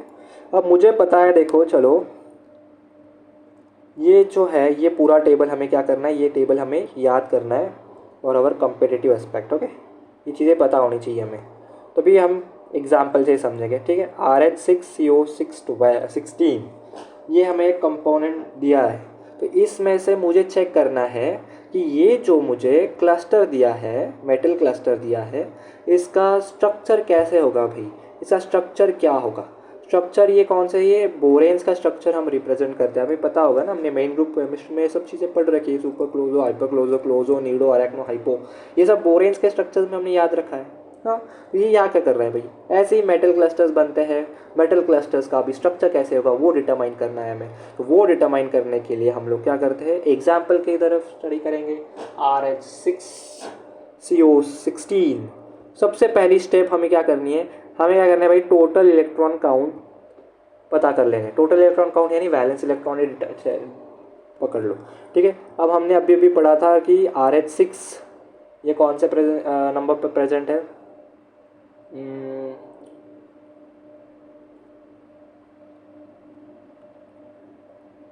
7th पोजीशन है, तो इसका कंट्रीब्यूशन 9 होगा। तो 9 कंट्रीब्यूट करने वाले कितने एटम से, 6 एटम है, तो 6 × 9 कर लिया ओके। अब 16 है, कार्बोनिल है, न्यूट्रल लिगेंड है, कितना कंट्रीब्यूट करेगा, 2 कंट्रीब्यूट करेगा। कितने एटम है, 6 16, तो 2 × 16 इट इज़ 32, तो ये फैक्टर 32 को आया। 9 कंट्रीब्यूट करने वाला RH 6 है, तो 6 से मल्टीप्लाई कर लिया, तो टोटल कितना आया भाई इनका इलेक्ट्रॉन काउंट, 86 आया, ठीक है। अब सेकेंड स्टेप में हम क्या करते हैं, पॉलीहेड्रल इलेक्ट्रॉन काउंट PEC करते हैं। वो फॉर्मूला होता है PEC इज TEC, यानी टोटल इलेक्ट्रॉन काउंट जो हमने अभी किया उसमें से 12n घटा दो। n क्या है, कितने मेटल एटम्स प्रेजेंट है, 6 है, तो 12 × 6 कर लो। 12 × 6 कितना होता है भाई, 72 होता है। तो 86 में से 72 घटा दो, कितना आया, 14 आया। अब ये जो PEC आया है, इस PEC को क्या करो तुम लोग, थर्ड स्टेप में PEC को डिवाइडेड बाय 2 कर लो, ठीक है। PEC डिवाइडेड बाय 2 किया तो 14/2 किया मैंने, तो क्या आया, 7 आया। अब मुझे क्या पता है कि जितने नंबर ऑफ मेरे पास मेटल एटम्स प्रेजेंट है वो क्या होता है, मेरा n होता है। तो अभी मैं 7 तो कैसे लिख सकता हूँ भाई, n+1 लिख सकता हूँ, क्योंकि मेरा n क्या है, इस केस में RH6 प्रेजेंट है, तो n is 6, तो n+1 यानी 6 + 1 कितना हुआ भाई, 7 हुआ। तो क्या मैं PEC डिवाइडेड बाई 2 7 n+1 के फॉर्मेट में लिख सकता हूँ, हाँ, it is actually equal to n+1। अब ये n+1 क्या हुआ भाई, ये स्ट्रक्चर रिप्रेजेंट कौन सा कर रहा है, n+1। अभी हमने देखा कि n+1 रिप्रेजेंट करता है क्लोजो स्ट्रक्चर। तो ऐसे हम लोग क्या करते हैं भाई, डिटरमाइन करते हैं कि स्ट्रक्चर कैसा होगा तुम्हारा मेटल क्लस्टर का। तो RH6CO16 क्लोजो स्ट्रक्चर एग्जिबिट करेगा। ये एक और एग्जाम्पल है, ठीक हो। OS5CCO15, अब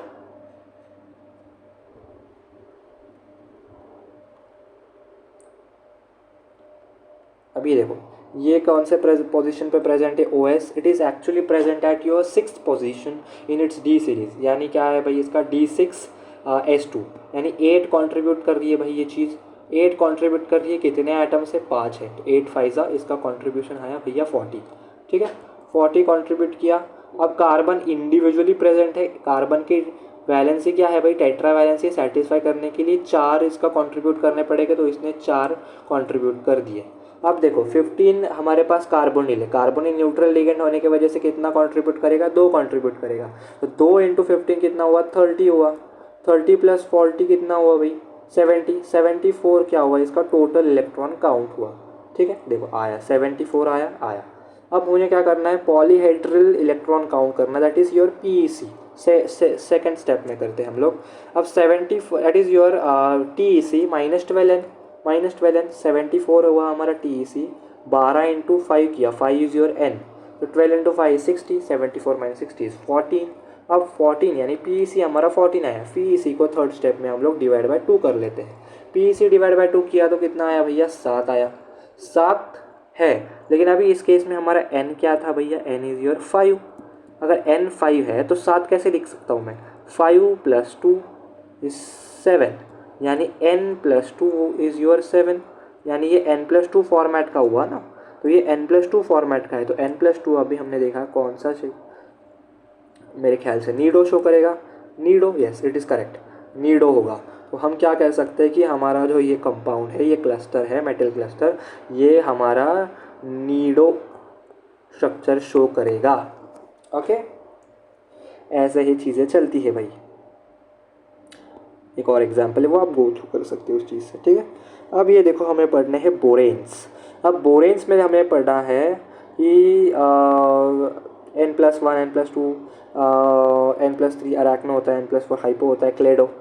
ठीक है, अब ये चीज़ देखो हमें पढ़ा है यहाँ से, देखो अभी BnHN2 माइनस हुआ तो वो क्या हुआ, क्लोज हो, n कुड बी एनीथिंग, 6 5 10 11 12 कुछ भी हो सकता है। BnHN4 माइनस हुआ तो वो नीडो होगा, 6 माइनस अरैक्नो होगा, 8 माइनस हाइपो होगा, एंड 10 माइनस होगा तो वो क्लेडो होगा। No doubt, we will always remember this. अभी देखो B2H6 एक ये स्टरिया है, इन्होंने इसका स्ट्रक्चर पूछा है हमसे, तो B2H6 को पहले हम लोग रिड्यूस कर लेंगे। अभी B2H6 से we need to make sure that your number of borons and number of hydrogen are same, तो B2H6 को मैं B2H2 में कन्वर्ट कर सकता हूँ, प्लस अब इसमें 4 इलेक्ट्रॉन 4 हाइड्रोजन मुझे ऐड करने हैं ना, बराबर है कि नहीं, तो मैं क्या करूँगा भाई, मुझे पता है B2H2, ठीक है। अब देखो 4 इलेक्ट्रॉन 4 हाइड्रोजन में निकाल दिए, तो मैं यहाँ पे 4 माइनस कर दूंगा, क्यों, क्योंकि मैंने 4 हाइड्रोजन विड्रॉ कर लिए, तब मेरा B2H2 बना है, तो 4 माइनस ऊपर चला जाएगा। अब मुझे क्या लग रहा है कि ये सिमिलर लग रहा है किसको, ये लग रहा था मुझे that is your B2H2 4 minus was equivalent to what, BnHN4 minus, था कि नहीं, हाँ, तो 4 माइनस वाला कौन सा होता है भैया, 4 माइनस वाला होता है नीडो ज्योमेट्री शो करता है, नीडो स्ट्रक्चर शो करता है। ठीक है,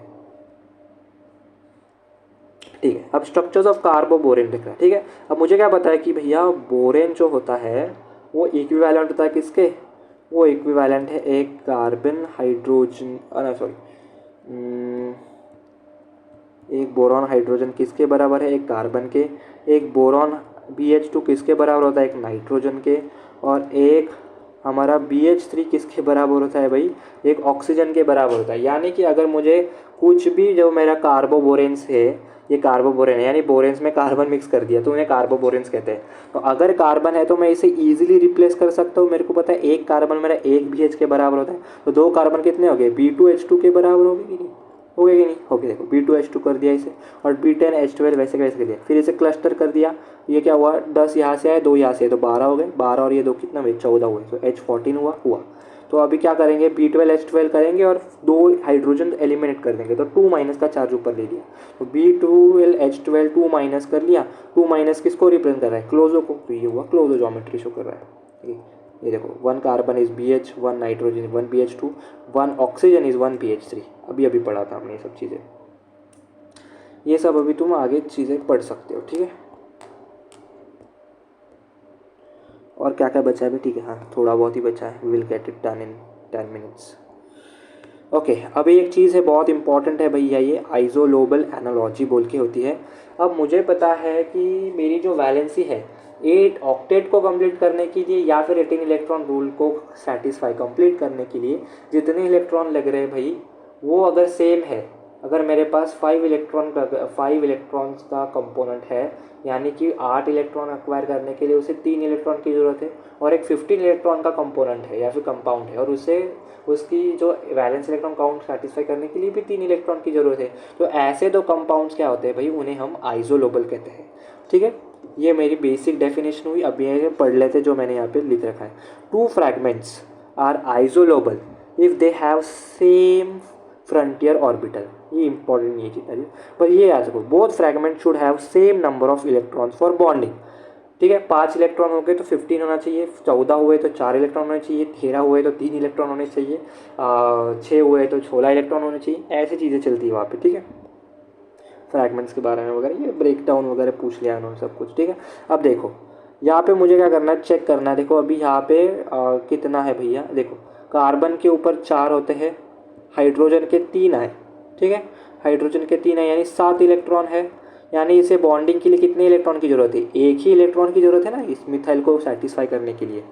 ओके, और अभी मुझे क्या पता, देखो ये मैंने क्या किया, ये कंपाउंड था Mn2CO10। ठीक है, अब इसको मैंने क्या किया, ये ब्रेक डाउन कर लिया। ठीक है, ये एक बन गया, ये एक हमारा फ्रैगमेंट बना। इस फ्रैगमेंट में अभी देखा जाओ तो 5, 6, 7 कंट्रीब्यूट कर रहा है मैंगनीज, और ये कर रहे हैं 10। ये कितना है भाई, 17। यानी इसको भी कितना इलेक्ट्रॉन चाहिए, इसका 18 इलेक्ट्रॉन सेटिस्फाई करने के लिए। एक ये जो हमारा मिथिल है, इसे भी एक ही इलेक्ट्रॉन चाहिए ऑक्टेट कंप्लीट करने के लिए। यानी जब same number of electron octet या फिर तुम्हारा 18 इलेक्ट्रॉन सेटिस्फाई करने को चाहिए होंगे, या फिर same number of electron bonding के लिए चाहिए होंगे, या फिर सेम वैलेंसी शो कर रहा होगा वो, तो ऐसे जो फ्रैगमेंट्स है उन्हें हम क्या बोलते हैं भाई, उन्हें हम बोलते हैं आइसोलोबल। समझ में आया? ठीक है, देखो और इसका कैसे भाई, इसको हम रिप्रेजेंट करते हैं using an arrow with a circle. ये हुआ उसका रिप्रेजेंटेशन। 2 आइसोलोबल एंटिटीज़ को इस वाले सिंबल से शो करना है। ठीक है, ओके, याद रखेंगे। अब चेक करने बोला कि which of the following are isolobal. अभी CpCO कार्बोनिल CH2-। ठीक है, अब ये चेक कर ले। ठीक है, अब ये केस में देखो इसका 18 इलेक्ट्रॉन काउंट करना स्टार्ट करो। बेसिकली Cp है यानी साइक्लोपेंटाडाइनिल है, तो ये कितना करेगा भाई, इसका मैक्सिमम हेप्टासिटी पकड़ लो तो ये 5 करेगा। कोबाल्ट है, कोबाल्ट कौन से प्रेजेंट नंबर पे प्रेजेंट है, 7वें पे कितना कॉन्ट्रीब्यूशन करेगा, और 9 कॉन्ट्रीब्यूट करेगा। और कार्बोनिल कितना करेगा भाई, 2 करेगा। तो कितना हुआ भाई, 9 + 5 इज 14, 14, 15, 16। तो ये कितना है भाई, 16 इलेक्ट्रॉन है। इसको 2 इलेक्ट्रॉन चाहिए फॉर कंप्लीटिंग इट्स 18 इलेक्ट्रॉन और सेटिस्फाइंग इट्स 18 इलेक्ट्रॉन। अब CH- कार्बन के 4, हाइड्रोजन का 1, 5 और 1 आया नेगेटिव चार्ज से, तो कितना है भाई इसके पास, 6 इलेक्ट्रॉन है। 2 इलेक्ट्रॉन चाहिए ऑक्टेट कंप्लीट करने को। CH3 में देखो कार्बन के ऊपर 4, हाइड्रोजन के ऊपर 3 आए, 7 हुए, 7 में से प्लस आया मतलब 1 इलेक्ट्रॉन गायब हुआ कि नहीं हुआ, यानी इसके पास कितने इलेक्ट्रॉन है, 6 है। इसे भी ऑक्टेट कंप्लीट करने के लिए कितने इलेक्ट्रॉन चाहिए, 6 इलेक्ट्रॉन चाहिए। 2 इलेक्ट्रॉन चाहिए, तो हर केस में मुझे 2 इलेक्ट्रॉन चाहिए ऑक्टेट या फिर 18 इलेक्ट्रॉन को सेटिस्फाई करने को। तो मैं क्या कह सकता हूँ कि ये तीनों के तीनों आइसोलोबल है to each other. Yes, I can say that. अभी एक नहीं है, ऐसा भी केस चलते हुए। अभी मुझे पता है कि मेरे पास फॉस्फोरस है, फॉस्फोरस पे अगर कुछ भी अटैच नहीं है तो इसके ऊपर क्या है, 5 इलेक्ट्रॉन्स प्रेजेंट है, 5 इलेक्ट्रॉन है, बराबर है, 5 इलेक्ट्रॉन्स है इसके पास। CH2 में 4, 5, 6 और 1 प्लस से गया तो 5 इलेक्ट्रॉन है। लेकिन निकेल में क्या हुआ, 8 है, 8, 9, 10 उसका कंट्रीब्यूट करेगा निकेल, और को कार्बोनिल 4 करेगा तो 14। यानी कि देखो ये 4 है, ये 5 है, 5 है, तो ये सारे नंबर इक्वल हो जाएंगे, तो उन्हें कहेंगे आइसोलोबल। अभी इसको चाहिए कितना भाई, इसको चाहिए 4 इलेक्ट्रॉन सेटिस्फाई करने को, इनको चाहिए 3 इलेक्ट्रॉन, तो क्या है भाई, ये तो आइसोलोबल बिल्कुल भी नहीं है। तो they are not isolobal to each other. पढ़ लेना ये सब चीज़ें। ठीक है, अब थोड़ा मेटल कार्बोनिल्स के ऊपर पढ़ेंगे।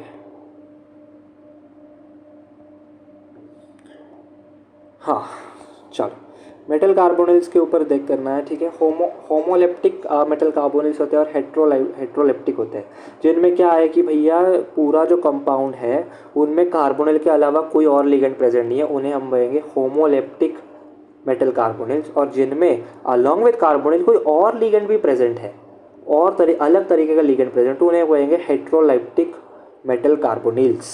ठीक है। अब देखो यहाँ पे क्या है भैया, ये कार्बोनिल है, कार्बोनिल में कितने बॉन्ड होते हैं, सी ट्रिपल बॉन्ड ओ होता है, ऑक्सीजन प्लस ले लेता है, कार्बन माइनस चल रहा है क्योंकि इसके ऊपर अभी भी एक लोन पेयर प्रेजेंट है जो कि डायरेक्टली डेटिव बॉन्ड बनाता है टूवर्ड्स विथ, सिग्मा बॉन्ड बनाता है टू मेटल। ठीक है। अब अगर मेरे मेटल के ऊपर कुछ एक्स्ट्रा पेयर ऑफ इलेक्ट्रॉन्स है, ठीक है, एक्स्ट्रा पेयर ऑफ इलेक्ट्रॉन्स है, तो वो क्या करेगा, ये कार्बन का जो एंटी बॉन्डिंग ऑर्बिटल होता है वो खाली होता है, क्योंकि इसके सारे ऑर्बिटल सेटिस्फाई हो गए, तो एंटी ऑर्बिटल ही वैकेंट होगा।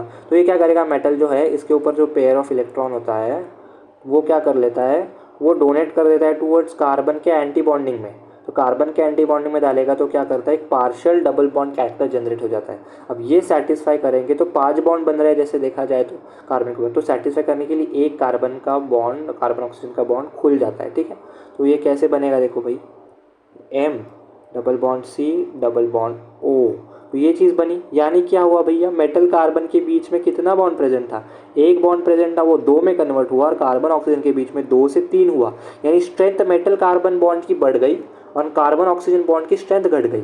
अब मुझे पता है कि जैसे इसकी स्ट्रेंथ घटेगी तो इसकी फ्रीक्वेंसी तो ऑब्वियसली बढ़ेगी। Exactly. Every ligand is sigma donor at first, ये याद रखना है हमें। ठीक है। ये देखो पाई स्टार में क्या करता है भैया, ये पाई स्टार में डोनेट करता है मेटल, बैक बॉन्ड करता है basically, introduction of double bond character, so metal carbon bond में स्ट्रेचिंग बढ़ी, तो triple bond gets converted to double bond, तो बॉन्ड यहाँ पे क्या हुआ, वीकन हुआ, सी ओ बनेगा।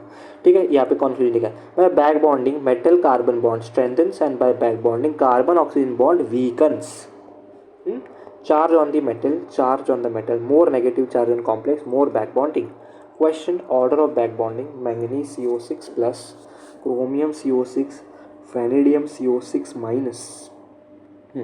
अब ये देखो, जितना तुम्हारे कॉम्प्लेक्स के ऊपर नेगेटिव चार्ज होगा उतना क्या होता है भैया, उसमें बैक बॉन्डिंग ज़्यादा होती है। ठीक है। ऑर्डर ऑफ बैक बॉन्डिंग पूछ रहे हो, -0 एंड +1, तो ऐसे हुई इसकी बैक बॉन्डिंग की टेंडेंसी।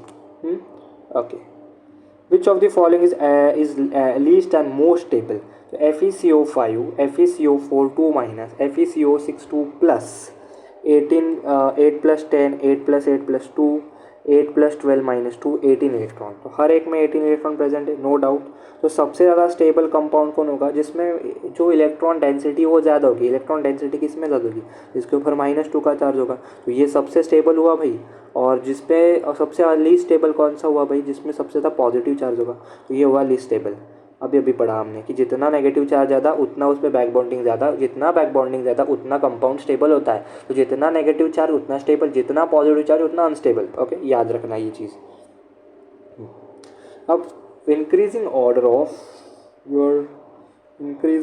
ऑफ VCO, तो देखो जैसे बैक बॉन्डिंग बढ़ेगा, जैसे ही बैक बॉन्डिंग बढ़ेगा, बैक बॉन्डिंग के साथ क्या होता है भाई, बैक बॉन्डिंग के साथ मेटल कार्बोनिल बॉन्ड स्ट्रांग हो जाता है। तो मेटल कार्बोनिल बॉन्ड स्ट्रांग होने की वजह से उनका स्ट्रेचिंग फ्रीक्वेंसी बढ़ेगा, लेकिन कार्बोनिल ऑक्सीजन बॉन्ड जो होता है, कार्बन ऑक्सीजन बॉन्ड जो होता है वो वीक हो जाता है। तो वीक होने की वजह से क्या होगा भाई, उनका जो ये है उनका जो स्ट्रेचिंग फ्रीक्वेंसी है वो घट जाता है। ठीक है। तो इसी की वजह देखो, जिसमें सबसे ज़्यादा बैक बॉन्डिंग हुआ विथ -2 चार्ज, उसमें क्या होगा भाई, जो कार्बोनिल है, कार्बन ऑक्सीजन का बॉन्ड जो ज़्यादा वीक हो जाएगा। ज़्यादा वीक होने से क्या होगा कि उसमें जो है उसका जो स्ट्रेचिंग फ्रीक्वेंसी वो घट भी ज़्यादा जाएगा। तो डी सबसे कम है, सी है जिस पे वो -1 चार्ज है, बी उल्टा इम्पैक्ट होता है पूरा, याद रखना है भैया। अब डोनर एबिलिटी हमें फॉस्फीन्स में पढ़नी है। फॉस्फीन्स क्या होते हैं भैया, phosphines are phosphorus containing compounds with R3 group. Okay, phosphorus containing compounds with R3 group, phosphorus containing compound with R3। अभी देखो फॉस्फोरस में कितने हैं भाई, नाइट्रोजन फैमिली को बिलोंग करता है। नाइट्रोजन के एग्जैक्टली नीचे हमारा फॉस्फोरस है। फॉस्फोरस के वैलेंस ऑर्बिटल में भी कितने इलेक्ट्रॉन्स होते हैं, 5। तो अभी R3 यानी 3 उसने कोवेलेंट बॉन्ड बना ली, यानी उसके ऊपर फिर भी एक लोन पेयर बच रहा है। ठीक है। तो अभी इस लोन पेयर की डोनेटिंग एबिलिटी किसके ऊपर डिपेंड करेगी, ये R के ऊपर डिपेंड करेगी ना भाई। अगर R मेरा इलेक्ट्रॉन विड्रॉइंग है तो इसकी डोनर एबिलिटी तो कम हो जाएगी। क्यों, क्योंकि देखो ये जो लोन पेयर है इलेक्ट्रॉन की बेसिकली ऐसी खजाना है बेसिकली बोल सकते हैं। तो इलेक्ट्रॉन्स को क्या करेंगे, इलेक्ट्रॉन विड्रॉइंग ग्रुप अगर R हो गए तो वो खींच लेंगे ना, और वो देने नहीं देंगे, फॉस्फोरस पे रिटेन करेंगे उस लोन पेयर को। लेकिन अगर मेरे पास इलेक्ट्रॉन डोनेटिंग ग्रुप अटैच है, यानी R जो है हमारा इलेक्ट्रॉन डोनेटिंग है, वो और इलेक्ट्रॉन की डेंसिटी फॉस्फोरस की तरफ भेजे, तो फॉस्फोरस बोलेगा मुझे इतनी इलेक्ट्रॉन डेंसिटी की ज़रूरत नहीं है, तो उसकी क्या होगी, वो बोलेगा कि ये जो मेरे पास एक्स्ट्रा पेयर ऑफ इलेक्ट्रॉन पड़े उनको मैं दे देता हूँ, तो मुझे तो ऑलरेडी घर से इनफ आ रहा है ना, इनफ आ रहा है इलेक्ट्रॉन डोनेटिंग ग्रुप, तो वो क्या करेगा, उसकी डोनर एबिलिटी बढ़ा देगा। ठीक है, ठीक है, देखो डोनर एबिलिटी। अब डोनर एबिलिटी में भी ये ऑर्डर देखो, याद रखो, अल्काइल सबसे आगे आएंगे, फिर अराइल यानी कि जो हमारे अरोमेटिक रिंग्स वगैरह होते हैं, फिर अल्कोक्साइड आएंगे और फिर हैलाइड सबसे लास्ट में आएंगे। ठीक है, ये याद रखो। देखो ये देखो PMe3 PMe2 PH PMe PPH2 Me PPHC, obviously A B C और D में सबसे ये ऑर्डर फॉलो हो जाएगा डोनर एबिलिटी के बारे में बात करेंगे तो। हाँ, अब ये देखो, अब ये क्या है भैया, ये इसमें देखो हमारा जो मेटल एटम है वो डायरेक्टली अटैच है किससे, पाई बॉन्ड से। अब ये जो हमारी अल्कीन हमारे जो ओलिफिन है, इस ओलिफिन को अगर directly electron withdrawing group present होंगे तो क्या होगा भाई, जो प्लैटिनम मेटल पे है, मेटल से क्या करेगा, जो लिगेंड है वो और इलेक्ट्रॉन्स पुश करेगा, तो ये बॉन्ड और स्ट्रेंथ होने हो जाएगा और ये बॉन्ड क्या हो जाएगा, वीक हो जाएगा भाई। तो उसी की वजह से क्या होगा, हमारा मेटल लिगेंड बॉन्ड तो स्ट्रांग हो जाएगा और उसकी जो वाइब्रेटिंग फ्रीक्वेंसी वो बढ़ जाएगी, लेकिन हमारी जो ओलिफिन में हमारी जो अनसैचुरेटेड बॉन्ड की फ्रीक्वेंसी है वो कम होने वाली है, ये हमें याद रखना है। तो जितने ज़्यादा हमारे पास इलेक्ट्रॉन विड्रॉइंग ग्रुप लगेंगे उतना मेटल लिगेंड का हमारा जो ये है बॉन्ड, मेटल लिगेंड का जो बॉन्ड का वाइब्रेशनल फ्रीक्वेंसी वो बढ़ेगा, लेकिन वही ओलिफिन में जो डबल बॉन्ड होता है उसकी फ्रीक्वेंसी भी घटती जाएगी, क्योंकि वहाँ पे क्या हो रहा है फिर भाई, हमारा जो डबल बॉन्ड कैरेक्टर है वो रिड्यूस होता नजर आ रहा है, और रिड्यूस होगा तो क्या होगा, एक सिंगल बॉन्ड होगा, तो वो सिंगल बॉन्ड है वो क्या करेगा भाई, वो बहुत ऐसा ये करेगा फ्रीक्वेंटली, उसका फ्रीक्वेंसी क्या बढ़ेगा भाई, घट जाएगा भाई बहुत ज़्यादा। ओके, ये भी एक इंटरेस्टिंग क्वेश्चन है, अभी हमने पढ़ा, देखो ये तो ठीक है, ये इग्नोर कर लो। मेटल ओलिफिन डिस्टेंस विथ भी मैक्सिमम, अभी देखो दो लीगेंड अटैच कर रखे हैं, ये भी और ये एक लीगेंड है। ठीक है, अब इस लीगेंड में से हमारा जो डिस्टेंस है, ये x मान लो, ये y मान लो, x एंड y में जो डिस्टेंस है, बॉन्ड लेंथ है, वो किसकी ज़्यादा होगी, वो उसने ऐसा पूछ रखा है। ठीक, अब ये क्या है भैया, ये है हमारे कौन से, ये हमारे इलेक्ट्रॉन विड्रॉइंग ग्रुप्स। अब इलेक्ट्रॉन विड्रॉइंग ग्रुप अगर ये होंगे तो क्या होगा भैया, इलेक्ट्रॉन विड्रॉइंग ग्रुप हो गए ओलिफिन के ऊपर अटैच, तो वो more and more electron density मांगेंगे अपनी तरफ, और वो इलेक्ट्रॉन्स क्या करेंगे, ये खाना स्टार्ट कर देंगे, ये इलेक्ट्रॉन डेंसिटी खाना चाहते हैं फ्लोरीन, तो ये ज़्यादा इलेक्ट्रॉन मांगेंगे from your central metal atom, तो ज़्यादा इलेक्ट्रॉन मांगेंगे तो क्या होगा, यहाँ पे डबल बॉन्ड कैरेक्टर बिल्ड होना स्टार्ट हो जाए, और जब भी डबल बॉन्ड कैरेक्टर स्टार्ट होता है, ठीक है, मुझे क्या बताया भैया कि डबल बॉन्ड ट्रिपल बॉन्ड जैसे बनेगा वैसे बॉन्ड लेंथ शॉर्ट होती जाएगी, तो ये बॉन्ड है वाई, वो शॉर्ट होता जाएगा, और एक्स क्या होगा भाई, वैसे ही रहेगा। तो इसका ये मतलब हुआ कि due to this presence of electron withdrawing group, metal will donate more towards this ligand, और जब ज़्यादा डोनेशन करेगा तो डबल बॉन्ड कैरेक्टर आएगा, डबल बॉन्ड कैरेक्टर आएगा तो बॉन्ड लेंथ शॉर्ट हो जाएगी, और ये बॉन्ड लेंथ पे कोई असर नहीं होगा, तो ये क्या रहेगी, मैक्सिमम रहेगी। तो आंसर इज दैट योर ए या फिर यहाँ पे एक्स जो बॉन्ड है वो लॉन्गर डिस्टेंस वाला है। I guess that's it for the day, that's it for the day. इस चीज़ में अभी और कुछ ऐड होगा तो I will definitely share it with you guys. तब तक के लिए I guess we should just end the topic. कुछ भी डाउट होगा तो आप मुझसे पूछ सकते हो। Okay, I will be happy to help.